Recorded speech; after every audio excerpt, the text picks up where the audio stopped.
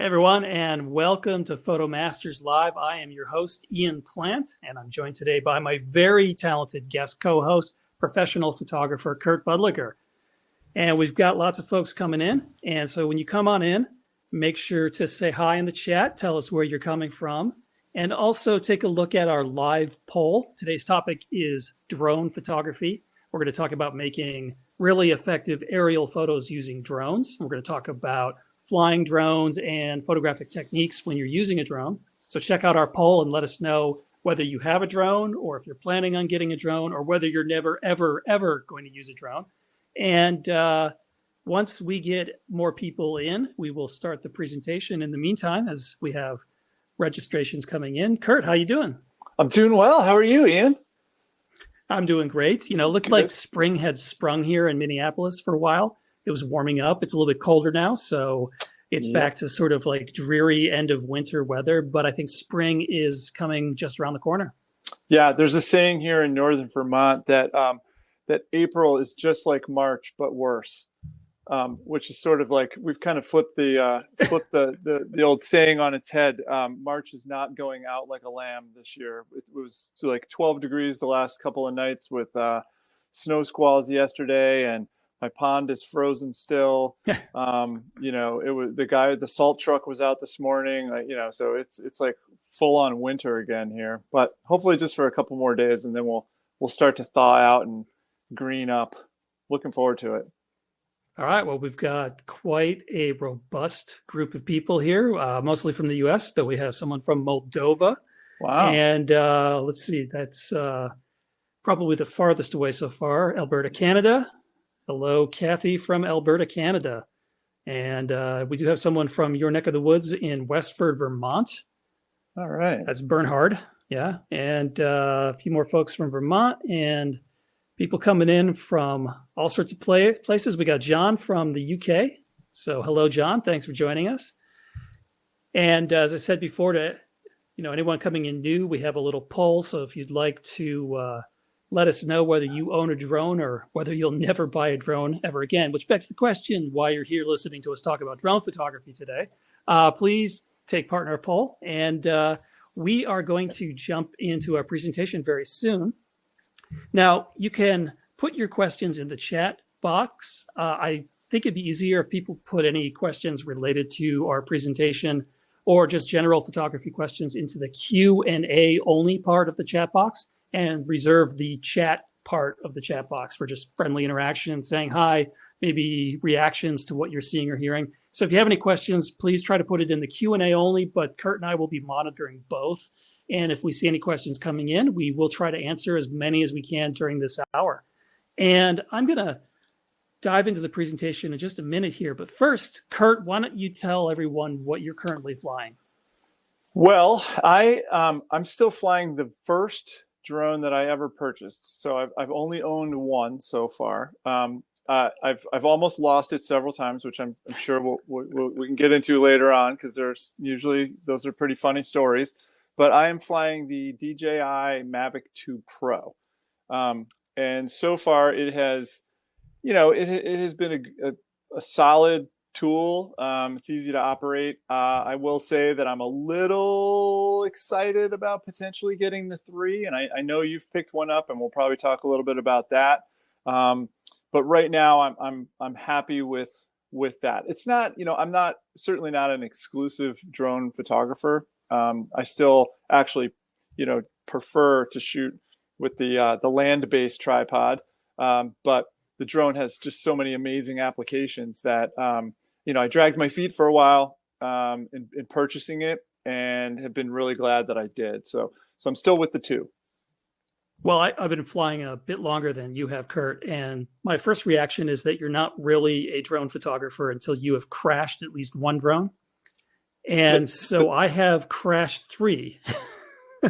I wouldn't necessarily say that you are a drone photographer. I would say that you are a failed pilot. Right.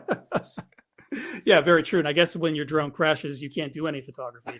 So, yeah, I've lost quite a few drones. So that means that if there's an inverse relationship between the number of drones you've crashed and your skills as a drone photographer. So that means I'm like a drone photography god at this point. And I am currently flying the Mavic 3. Actually, I recently acquired the Mavic 3, and I haven't had a chance to use it. I haven't taken a single photo with it, but that's about to change. I'm going to be heading to Ireland in a few days for a week and a half of photography adventure, and I expect to be using the drone a lot while I'm there. I'm just hoping that I don't have a repeat performance of the last crash event that I had. Which begs the question, what was the last crash event that you had, Ian? Well, last year when I was in Iceland, I lost a drone to the sea. Yep. A drone that I had for a while. Story. My Mavic 2 Pro, and it went down, all hands on deck, and down to Davy Jones's locker, never to be seen again. Didn't it have a run-in with some seabirds, perhaps? Yeah, so I think it collided with like a swan. There was a swan that was flying by. I mean, I'm not really sure what happens. All I know is I was taking a photo. It was off the coast. And I remember looking down at my view screen thinking, oh, this is cool. There's a flock of birds flying through my composition. This is great. And I trigger the shutter. And then the next thing I see is the video screen just twirling end over end, and then nothing. Right. So, right. Well, it's always unnerving when you lose contact, right, and the screen just goes blank, and you're like, okay, now what? And then I've had that happen several times, but fortunately, things, I was able to get back into a radio connection, and the drone had started coming home and reconnected, and all was good. But it is a little unnerving. I almost lost one in Utah this past fall, and barely got it back. But I will say that I do have scar marks on my Toyota 4Runner from crashing my drone into my truck. So that's got to count for something. Yeah, I think that does count for something. So it counts for a scratched up truck, but I also think it formally initiates you into the drone photography club. So welcome. Okay, thank you. I appreciate that. We've got a question from Peter. He's asking how one would focus the DJI Air 2S. And he says, I think you just tap the screen, but I'm not sure. And that's exactly all you need to do to focus is just tap the screen. And also the drones are always kind of auto-focusing. So whether you're tapping the screen or not, they should be locking onto focus. And the great thing about drone photography is that you're typically very far away from your subject, usually several hundred feet away. So even when you're shooting like wide open at f2.8, it's kind of hard not to get everything in focus in the shot, but it's pretty easy. Tap on the screen. That will focus the drone if it hasn't already automatically locked on focus. Yeah, that's a good question. And there are, and we'll probably get into this as we look at some images, but there are some times where, if you're not doing a super pulled back aerial and you're kind of, maybe in that 20 to 30 foot range, and you're kind of working along, let's say like a rocky cliff or something, and using that as a foreground element, where you may actually really want to place a very specific focal point. And so, yeah, Peter, that's just touch the spot on the screen that you want the drone to focus on. All right, well, we're going to go into our presentation. Just remember, if you have any questions, put them into the Q&A section of the chat. Right now, the raise hand function isn't really working. So that's a feature we'll be adding later, hopefully. So please just put them in the Q&A chat, and Kurt and I will be monitoring that, and we'll answer questions as they come up. And also check out our poll about whether you own a drone or plan on buying a drone. And now we are going to jump into the presentation. We're going to share some of our favorite drone photos, talk about the stories behind the photos, and then we are going to also talk about some of our favorite techniques when we're making drone photos. So Kurt, this first photo was yours. Why don't you tell us a little bit about this and some of the flying and photography techniques you used? Yeah, absolutely. So let's see, this is not too far from where I live in northern Vermont. And obviously this is, an autumn scene, it's sunset. And for where I live in Vermont, I mean, one of the main reasons that I decided to kind of finally pull the plug after, and get the drone, or pull the trigger, not the plug, and get the drone is for this very reason. Like, there are so many places that I travel routinely near home where it's very wooded, or you have very limited access off the road. And to get these views like this, you have to find trails that get you up high onto mountain summits and things like that. But with the drone, you can create these perspectives and these views anywhere you want, anywhere that you can fly. So, this is a fairly popular spot. I'm not going to say exactly where it is in Vermont, but it's a very popular lookout and view in the Green Mountains, and it's a really awesome sunset spot. But the shooting opportunities from sort of the rocky precipice that you stand on are fairly limited, and you certainly don't get anything like this perspective. And so this was one of those occasions where I was able to shoot a place that I have shot often, but able to make a very new and unique image because I was able to literally fly my camera, several hundred feet away from me off of this rocky precipice. And I like to apply, I love the looking straight down kinds of shots and the interesting abstracts and things like that you can do with the drone, which I'm sure we'll talk about. But I also like applying some of the just tried and true compositional techniques that we use, as ground-based landscape photographers when you're in the air. So working with lines, working with shapes, trying to find foregrounds, and in this particular case, I kind of lined up these three mountains and the lake so that they kind of form a nice strong diagonal, to where the setting sun was. So same compositional techniques that you use with your tripod and digital SLR on the ground, you can use in the air. Well, we got two questions that have just come in. A great question from Daniel. And Daniel asks, if you're not a drone photographer until you've crashed, what drone do you suggest starting with? The cheapest one.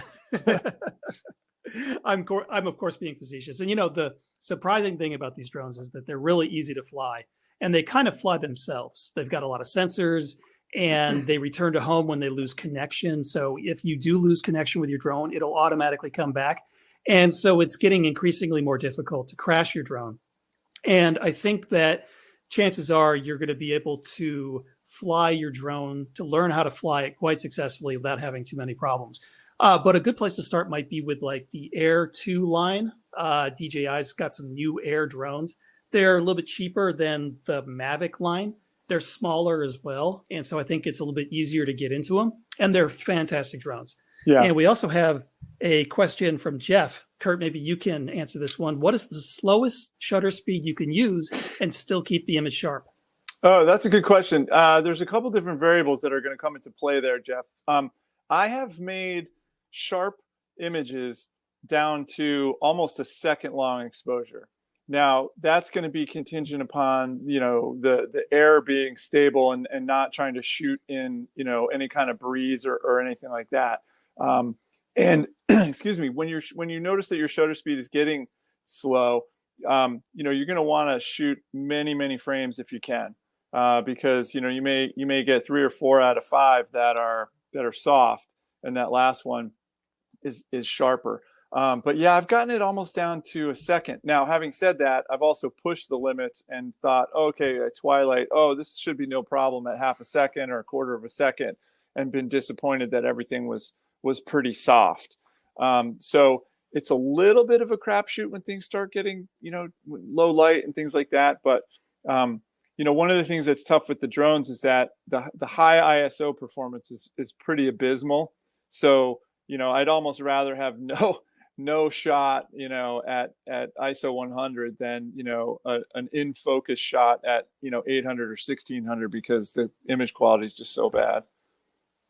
Yeah, and it's amazing how stable the drones are. So if you're not actually in the process of flying your drone while you're shooting, you can get away with some really long shutter speeds. If you don't have a lot of wind, if the air is still, I've seen drone photographs where the photographer was using a 4-second or an 8-second oh wow shutter speed. Yeah. And so you can get really sharp images. The drones are very stable. They've got a gimbal built into the camera, so that stabilizes the camera, and they use GPS to keep the drone in position. So depending on the circumstances, you can actually get away with some really slow shutter speeds. So one thing I love about drone photography is the ability to use the drone to get unique and fresh perspectives, to basically see things that no one else has seen before. And it's amazing what you can find. So this next photo is a photo I took while I was in Iceland. And this is one of those glacial streams, one of those braided glacial streams. And I actually discovered this location by poring over satellite images, looking for interested braided streams. So you can actually go on like Google Earth or any mapping program and switch over to the satellite view. And you can zoom in enough to get a preview of the drone photographs that you want to take. So you can kind of preview your composition And then it's just a matter of going out and finding that feature to photograph. And that's what I did here. Now the braided stream changes all the time. So what I saw on the satellite view was different than what I saw when I was there in person. But what I saw on the satellite view was sufficiently interesting that I said, I'm going to find a way to get to that spot. And I flew there, got my drone in position, and took this photo. So it's really quite amazing what you can do with these. And it's so much easier to get to locations with the drone than it is to drive or to hike to places. And so it just gives you a lot more flexibility. Kurt, this next image is from you. Why don't you tell us more about it? Sure.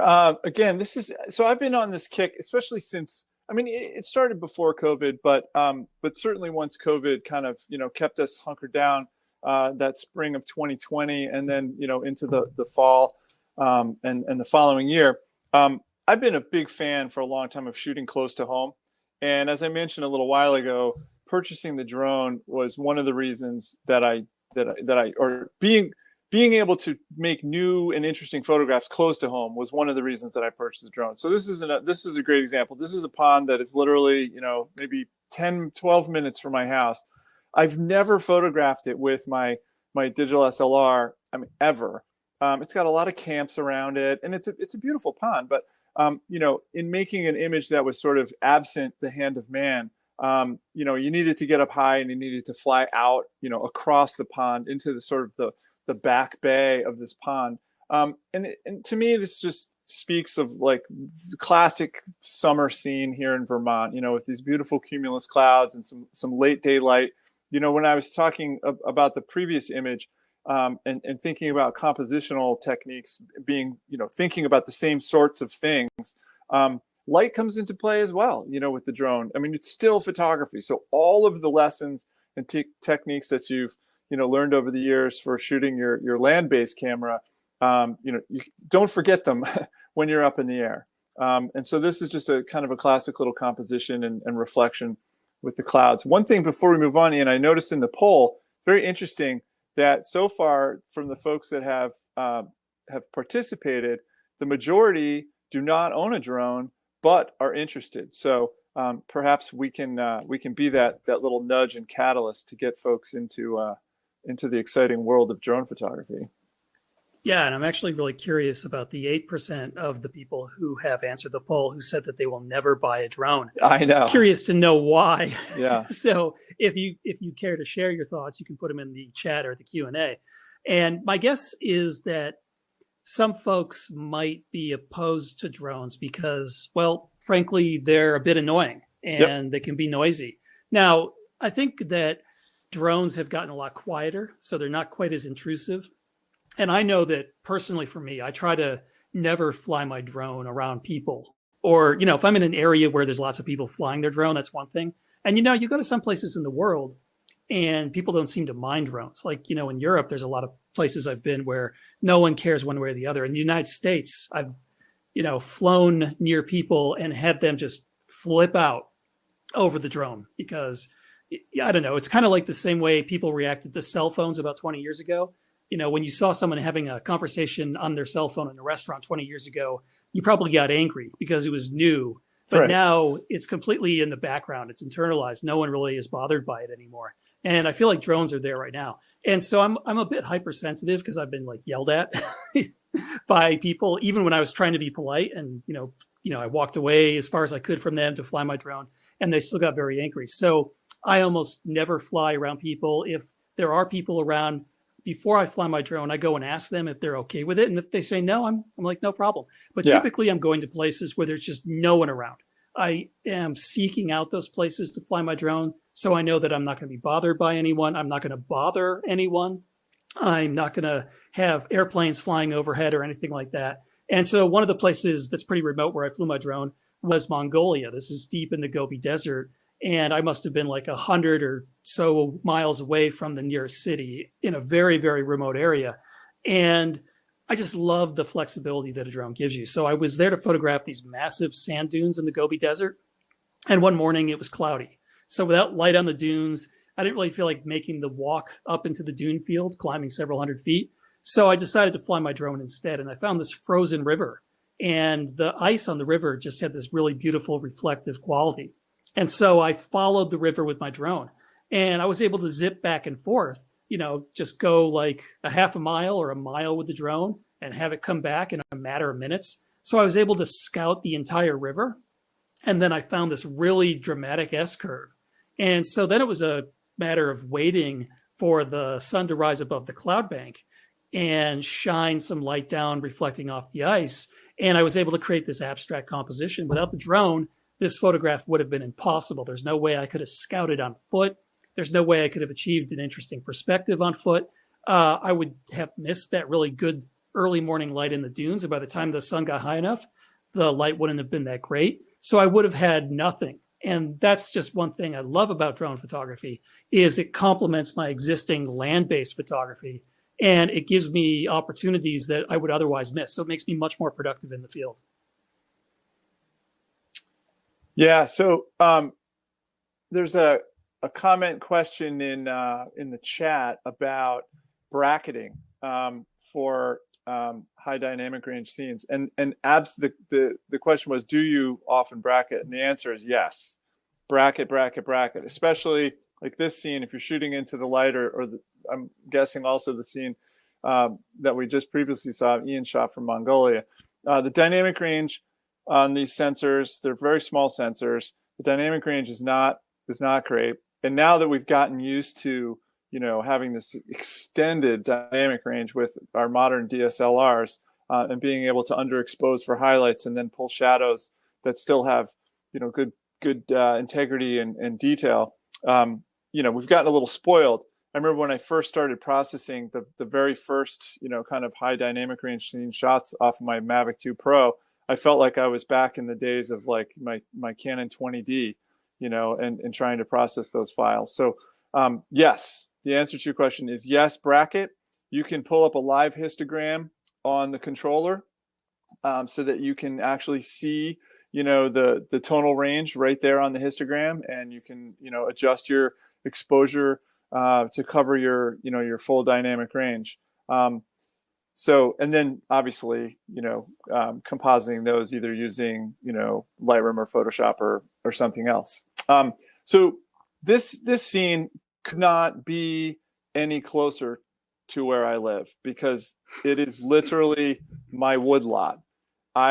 This photograph was made, and this is one of the things I love about the drone, is that it just opens up. I'm going to sound like a broken record. It opens up so many new possibilities for making images in places that you never would have thought possible. So, this is obviously autumn. This is just this past autumn. And I'd been out shooting and scouting for, my annual fall foliage workshop here in Vermont. And, it was a fairly cloudless day, but it was right near sunset. And I'm not joking. I literally had the barbecue grill going with barbecue chicken on the grill for dinner. I had a cold beer on the porch, and I flew the drone up from my driveway over my house and made this photograph.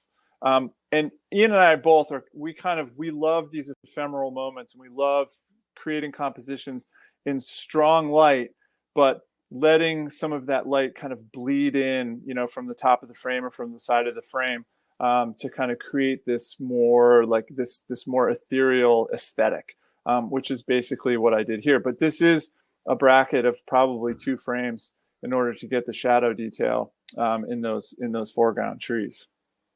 Well, we've got some interesting comments from the people who say that they won't buy a drone. And Marcia says that she doesn't like the noise and she doesn't want to scare any birds or animals. And I think that's a very valid concern. Yeah. Animals, I mean, I've definitely had birds and animals react to my drone. Once again, I try to fly not only in areas with no people around, I try not to like bother animals either. And so that is a concern. But of course, when you're driving around in your car, that's disturbing animals as well. So, I mean, I guess it's just really, yeah. And that actually brings up an interesting point, because there are a lot of wildlife biologists now that are using drones in their monitoring and research. You can get up above a herd of elk or bison or something like that and get a photograph or a video and study behavior. Zoom in and count the number of young that have been calved so far this year. So I think animals are fairly. I mean, you don't want to get up close to them, obviously, and stress them out, but they're used to a fair amount of noise from people. Yeah, and I think it's fair to say that you should approach drone photography with animals the same way you might approach land photography with animals. So if you're a wildlife photographer, you're usually trying to get close enough to the animal to get the shot that you want, and sometimes that can stress the animal out. So if you find that you're doing that, back off. Same thing with your drone. If you find that you're flying your drone and you suddenly notice that you've disturbed some birds or something, get out of there, just fly away, do whatever you can to minimize your impact. Unfortunately, when I didn't know that I was disturbing the birds when I was flying in Iceland, for example, and I only found out that they were disturbed when they, flew into my drone. So sometimes I guess these sort of encounters with wildlife are a little unavoidable. I guess I'd rather have my drone have the encounter with wildlife than me have an encounter with some dangerous wildlife, which has certainly happened when I've been out trying to do land-based wildlife photography. So as with anything, it's just a good idea to have situational awareness and do your best to minimize the disturbance that you have. And we've also got a comment from Dinesh, who's concerned that DJI is a Chinese-owned company, and there has been some data concerns that have been raised. And I think that's another valid issue. I do believe there are a few other drone options out there. There's a company called Autel, which I think is US-based. So if your concerns are about DJI specifically as a company, then I do think you've got some other options, but the DJI drones are really the top of the line. They're the gold standard in drones. So if you want to really shoot drones, if you get serious about it, you're probably going to end up with DJI. And so there's one more question from Cal, who asks, aren't there a lot of restrictions on flying drones in the US? And the answer is yes and no. So there's certain places where you can't fly, like national parks.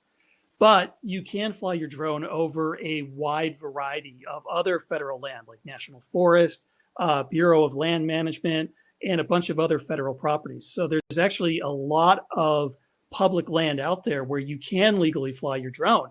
And I do a lot of my drone photography in those areas. So, for example, one place that both Kurt and I love to go is in the middle of South Central Utah. There's a lot of just National Forest and Bureau of Land Management, BLM land out there. And it's a great place to fly the drone.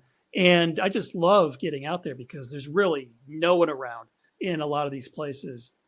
And there's a lot of terrain that's not accessible by vehicle or easily accessible by foot. A lot of it's completely inaccessible. And the drone is a great way to explore it and find unique compositions. And like Joan said earlier, what Kurt said earlier, sorry, Kurt, your new nickname is Drone. We're just going to call you Drone Bubbler from now on. That's right. I do drone on. Especially when I'm talking. Probably you just drift off in those moments and take a nap. But in any event, I like capturing these ephemeral moments and these ephemeral moments of light. So that's what I did with this photo. There was this shadow that was being created by this butte that was sticking out of the desert. And so I caught that last light on the butte, creating this beautiful triangle shadow. And with the drone, you can literally get any position. It's kind of like an infinitely positionable tripod. So you can just get it into the perfect spot to bring the entire composition together. That's a cool shot, Ian.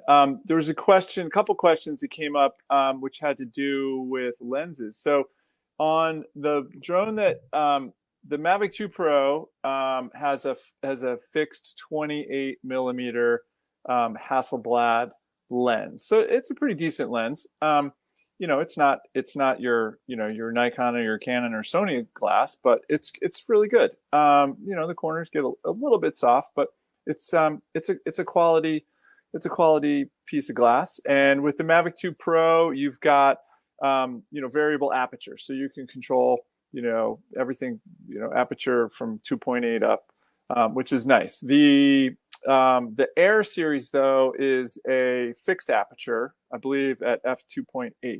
So you don't have that. Yeah, one of them is. One of them and is. The other one actually has the adjustable aperture. Right, and then there's a line of drones that have a zoom lens too, right? I believe. Is that correct? Well, Ian? So yeah, the Mavic 3 has a fixed 24 millimeter equivalent lens, but it also has a secondary lens and sensor with a zoom lens. Right. But it is not the full big sensor that the 24 millimeter lens uses. I think it's like one of those cell phone sensors. Yes. And there's also a wide angle attachment, which I haven't used it yet, but that turns my 24 millimeter into about a 16 or 17 millimeter. So that's going to be really useful. especially in places where there's a height restriction. You can only fly, like in the US, 400 feet above the ground, and it varies in different countries. Being able to use that wide angle attachment will allow me to get, better shots looking down at abstract patterns in the landscape without exceeding that height threshold. So that's going to be really useful.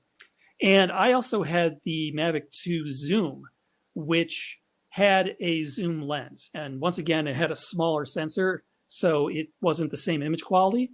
But that zoom lens was quite useful because, especially the ability to go from 24 millimeter equivalent to 48 millimeter equivalent can be really useful when you're trying to get those dynamic video shots. Yep.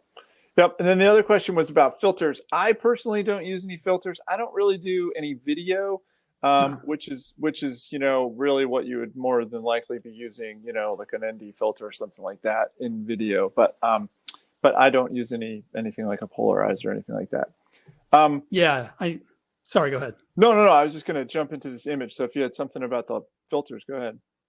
No, I was just going to say that I really haven't found a polarizer useful for most of my drone photos. So I'm not using any filters either. But let's talk about this next image. Yeah, and the thing is, you'd have to adjust. It's not like you can adjust it mid-flight or something like that. So anyway, so this is another image close to home. These are the kinds of scenes that I've been super excited about shooting since I got the drone, because this is out over the Winooski River near my house, and there's absolutely no way that you'd be able to get this perspective on the river. And so it's just another example of the drone opening up a whole host of new locations and possibilities. And like Ian was saying, sort of chasing those ephemeral moments of light. That this sort of epitomizes that. It's in the summertime, and we often get these amazing thunderstorms in the afternoon, and this is right before sunset. The storm is sort of starting to clear, and there's still some mist kind of coming up from the river, in the valley, and then the sun is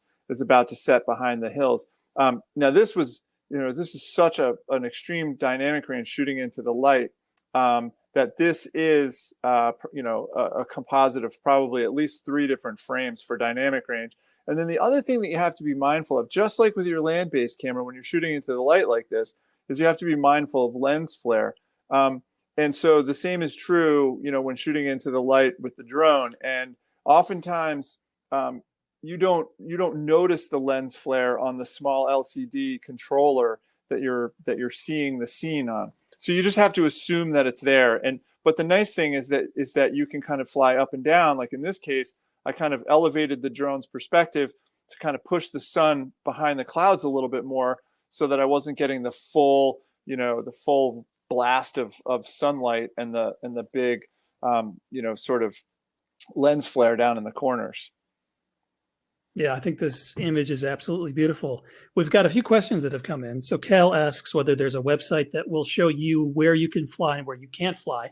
And DJI actually has an app that you can pull up pretty much anywhere you are in the world, and it'll tell you of any flight restrictions that are in your area. So that's really useful. And there are also websites, depending on the countries you're in, that you can go to see where you can fly and where you can't fly. So I think it tends to vary country by country. So I know that there's a website for the US. There's a separate one for Canada. Obviously, every country has its own sort of aviation administration agency that runs everything. And so you'll be able to find these resources online. And then Ravi asks if anyone's done any astrophotography with a drone. And I'm not sure that that's really possible, because astrophotography requires a very stable platform.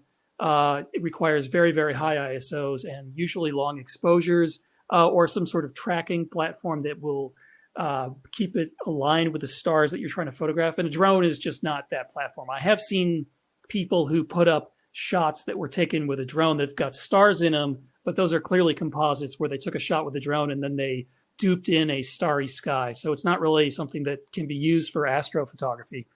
And Inge asks whether the larger sensor on the Mavic 3 is capable of noticeably better image quality compared to like the Mavic 2. So the Mavic 2 Pro has got a 1-inch sensor. So that's a pretty small sensor, but that was a step up from previous drone sensors that were basically the kind of sensor you might have in your cell phone camera. And the Mavic 3 has a micro four thirds sensor, which is bigger than that 1-inch sensor. but it's still smaller than a full frame digital camera sensor or a cropped digital camera sensor. So Micro Four Thirds is the next step down. So it's a step up from the 1-inch sensor. And I think it will show improved image quality. You'll have better dynamic range, and you'll also have less digital noise in an image with a larger sensor.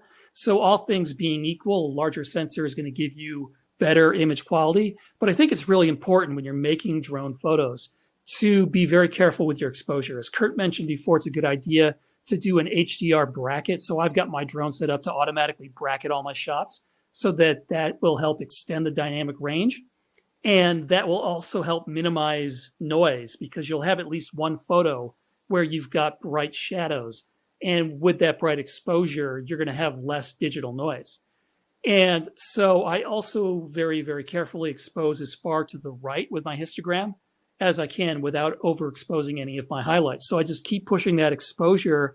I avoid those blinkies that indicate that some of my highlights are clipped. I avoid pushing that histogram all the way to the right where you get that spike on the right side of the histogram. And that is going to also help minimize noise. And I avoid high ISOs, as Kurt mentioned earlier. 400 or above starts to get really noticeably noisy with most drone photographs. So 400 is usually as high as I'm willing to go. And if I get above 400, then I know that my image quality is going to suffer. I might still shoot. It's better to have the photo than to not have it, but it may not be usable for a large print or something like that. And so this photo is a shot I took in Greenland a few years back when I was visiting, and I was using a motorboat to explore Disco Bay to find icebergs. And launching and landing the drone from this small boat was rather difficult, and I had a few mishaps, including an instance where the drone got blown back by a sudden gust of wind into my face, carved up my face. That's why I'm so ugly. I used to be as handsome as a male model, but which male model? I don't really know Brad Pitt, I suppose. Oh, good. Okay. Yeah, I used to look like young Brad Pitt when he was a model before he was an actor. Gotcha. But then this happened. Yeah. So, but once again, like the drone can get you places that you can't otherwise get. Like a lot of the drone shots I take are impossible to get any other way. And so I loved how I was able to just kind of fly my drone above the water looking for interesting compositions. I was trying to find these ice flows that had broken off from the iceberg to use as a leading line into the iceberg in the background. And I was able just to fly my drone back and forth. If I had tried to do that from the boat would have had to drive through the ice flows. It would have disturbed the ice flows. I would have been yelling at the captain to get him to back up or move forward. And so with the drone, I could avoid all that and just find that perfect position. So it's really, really nice to be able to do that, to have that flexibility.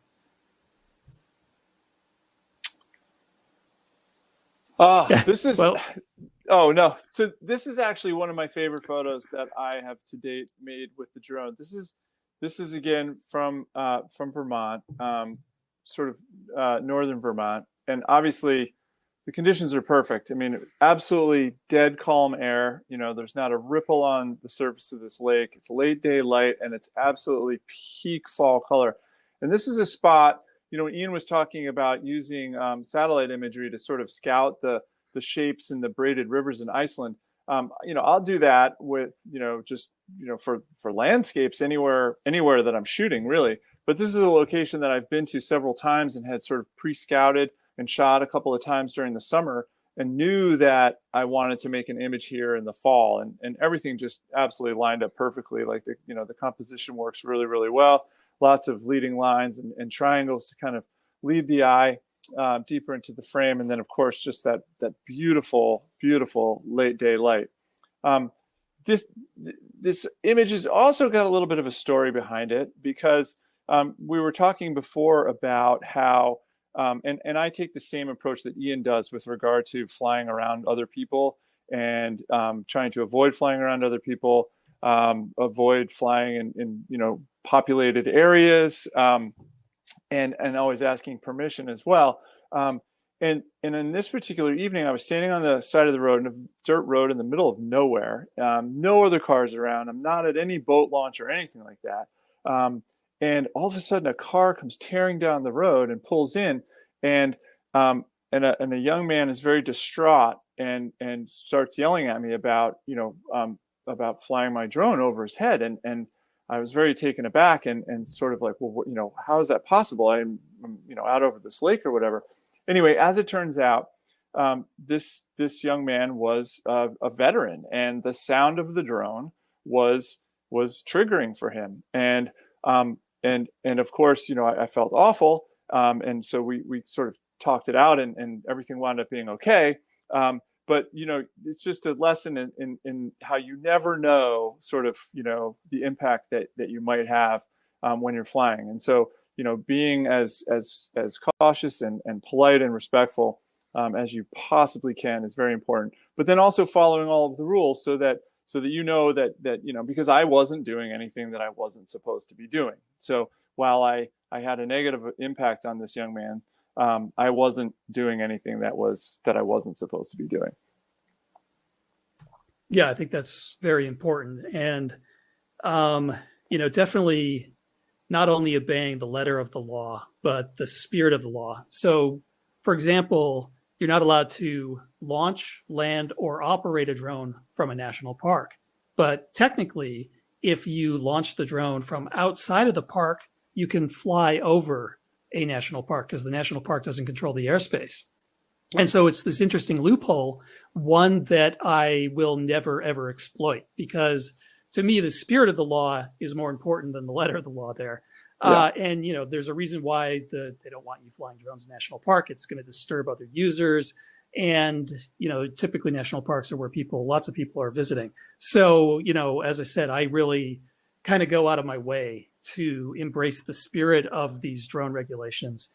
And that's why I love going out to these really remote places like this little patch of desert in Utah. There are some people who have probably been to this general area who might recognize some of the features, but I'm pretty confident that this particular spot where I made this drone is a place that virtually no one knows about. Like, as I said, you might be able to say, I know that mountain in the background, but where I actually took this shot, I guarantee no one is going to be able to pinpoint for exactly sure where it was, because it was in a very, very remote area. And it was an area where you could go all day and not see a single person. And I know that there was no one down there. There might have been a few cows down there, I think, because there's some cow tracks. That's the one downside of working on like BLM land is they allow cattle to graze there. So sometimes I'm like erasing cattle tracks from my drone shots when I'm working in that area. It's really kind of frustrating. But, I just love being able to get out to these remote areas and to sort of fly unencumbered. And not be looking over my shoulder, worrying about how I might be impacting someone because I know that there's no one there. And there's just so much to do. Like even with all the restrictions you might have in most countries about flying your drones, there's usually still a lot you can do that you can discover really unique shots, really unique angles, and make powerful drone photographs. And we do have a question from Thomas about drone line of sight strategy so that you can avoid any sort of drone fails or emergency landings or returns with your drone. And so I think it's important to try to keep line of sight with your drone. And I mean, not just being able to see it visually, but to make sure that there's not something in between the remote controller and the drone. Because if there is something and the drone kind of loses that direct path for the radio signal to travel to the remote controller, you can lose contact with the remote controller. Now, the drone is programmed to automatically return when that happens. But sometimes it might not work out that well. So for example, I was with another photographer who was flying his drone and he was just flying it over some trees and he lost contact with the drone and it wouldn't come back. We were sitting there for 5 or 10 minutes and it wouldn't come back and nothing he could do to reestablish connect to the drone. And I sat there for a long time trying to help him out. And I was worried because his battery levels were dropping. And so I finally just said, all right, let's do a Hail Mary here. I powered down the remote controller, powered it back up. And we found out that the drone was actually only 100 feet away, but it was stuck. What had happened is that it lost line of sight temporarily, or he lost signal because he was just passing behind a tree with the drone. And the drone tried to fly back on its own, but the trees were too tall. And so the drone sensors detected the tree in front of it and it stopped moving and it couldn't find a way around. So it just sat there hovering for 10 minutes. And we never were able to reestablish connection until I powered down the remote and powered it back on. And then I realized, oh, it's only 100 feet away. But then I saw his battery was like at 1%. So I very quickly just got it up high enough to get around the tree and brought it down. The battery was at 0% for like a minute or two before I actually got the drone down. But I managed to safely land his drone. And he was forever, eternally grateful for me rescuing his drone. But it's a good, I think, example of what can happen when you lose signal. And even though the drone was very close, even though we probably would have been able to see the drone if we knew where it was, we lost that line of sight signal for just a brief moment, and the drone wasn't able to get back on its own. So there's always risk. There's always challenges when you're flying with your drones. And the best thing you can do is just be cautious and don't do anything with your drone until you're more confident about your flying skills. You're more confident about the drone's ability to get back on its own. And you're more confident that you're not going to just crash it somewhere. Yeah. Yeah. And in addition to the line of sight, there was another question about, do you always have to be able to actually see it? So the rules are a little bit different, whether you're a commercial pilot, licensed operator, or if you're a recreational operator. And so if you are a commercial operator, you can apply for a waiver from the FAA. Otherwise, yeah, you do need to technically see it. Or if you're a recreational flyer, you can use a spotter to see it. So you could, position somebody else. Like, let's say you were, you had friends or whatever that were with you. You could kind of spread each other out if you wanted to be able to fly a little bit further away. This is sort of a good segue with this image here. One of the things that I have found that can kind of, these are very low clouds kind of lingering after a clearing thunderstorm in the evening. But sometimes I've noticed when it's really foggy or there's a low cloud bank and you're kind of flying up, above it to make an image that has some interesting atmosphere and things like that. That can also be a little bit tricky and sometimes kind of mess up the communication between the controller and the actual drone. So you don't want to be flying far away. Plus, if it's above the clouds, you can't see it anyway. So when I made this image, I actually was sort of on the edge of the clouds, and literally all I needed to do was fly the drone sort of straight up above me, just to get that elevated perspective and get up above what we're looking out over is a lake, and so summer evening thunderstorms, those sort of low lying clouds over the warm water of the lake. I was just able to get up above and kind of shoot over them. I love this effect though too, because it just kind of makes the mountains look like they're, islands kind of, sticking up above the clouds. Yeah. And, I think that one thing is important to know is that when you travel international, the rules change. Right. And so some countries you might have less restrictions than you might have in other countries. Some countries more restrictions. Some countries won't let you take drones in. In some countries, drones have been used to attempt to assassinate political leaders. And so if you show up at the airport with a drone, they're going to confiscate it and they're not going to allow you to take it in. So make sure that you look online to see what the local drone regulations are before traveling to a different country. I made this drone photo in Argentina. And so I made sure to know what all the local rules and regulations were there before taking my drone down there. And these are some geothermal pools in the desert. And it was just a lot of fun flying over these colorful pools. And then when I saw this sort of face emerge, I just got my drone in position to take the shot. And there's a question about the cameras on drones. And so most drones will come with a camera. So you're not actually attaching a camera to your drone. And so drones need to be lightweight. And that means they can't have a big, heavy DSLR attached to them unless you've got a really, really big drone. So the consumer drones out there, like the ones that Kurt and I are flying, they have their own built-in cameras. And the best drones will usually have about a 20 megapixel camera on board or a 20 megapixel sensor. And the variation comes in with the size of the sensor. So Kurt's sensor is a 1-inch sensor. The one I'm using is a micro four thirds sensor. So it's a bigger sensor. And so even though they both produce 20 megapixel files, because my sensor is a little bit bigger, there should be more robust data capture. So there should be less digital noise and more dynamic range. So my images will have slightly better noticeable image quality. even though the megapixels are the same. And so if you want to get like a higher megapixel camera, then you got to move up into the professional drones like the DJI Inspire series, which are used by professional filmmakers. And there you can get bigger captures, bigger sensors. Though I think you're not really gaining much over the Mavic 3. I haven't looked at the Inspire series in a while, but the last time I looked, they had a micro four thirds sensor with a 24 megapixel camera on it. So I'm not sure that there's much that bigger. much. It's a much bigger machine too. Yeah. Yeah. It looks like a giant flying spider. It's really Yeah. scary. So I mean, if you're traveling or something like that, it's going to be a lot less appealing. I mean, one of the things that I love about that Mavic 2 Pro is that the size. It's when it folds up, it's like the size of a 24-70 2.8 lens, and so you can just drop that thing right into your camera bag, no problem, and away you go. Yeah. Here's another example of sort of getting out away from getting to a spot where you couldn't necessarily hike to. This is a pretty famous location at this point in Utah called Factory Butte, and you'd have to hike.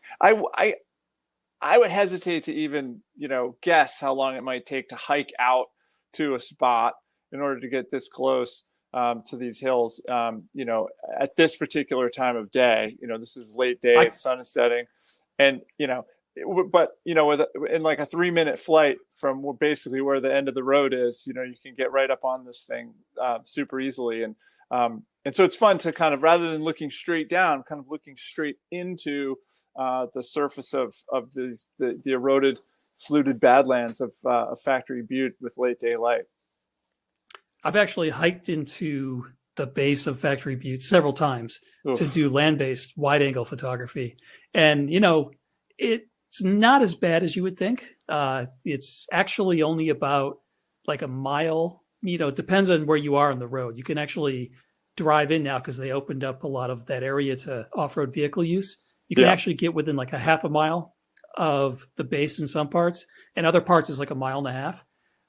What's interesting about this shot to me is it seems to me you could have gotten a very similar perspective from the road with a telephoto lens. So why is that wrong? Why is the drone shot different from the perspective you could get with the telephoto?